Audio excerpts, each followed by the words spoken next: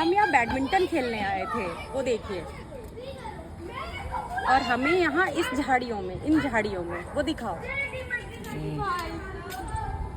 चिल्लाती हुई मिली ये छोटी सी एक बर्ड। और हमने बहुत ट्राई किया कि ये अपने मम्मी पापा के पास चली जाए, और हमने इसको थोड़ी देर तक पेड़ के नीचे रखा, बट ये फुदक फुदक कर इधर उधर भाग जा रही है, इसे उड़ना भी नहीं आता।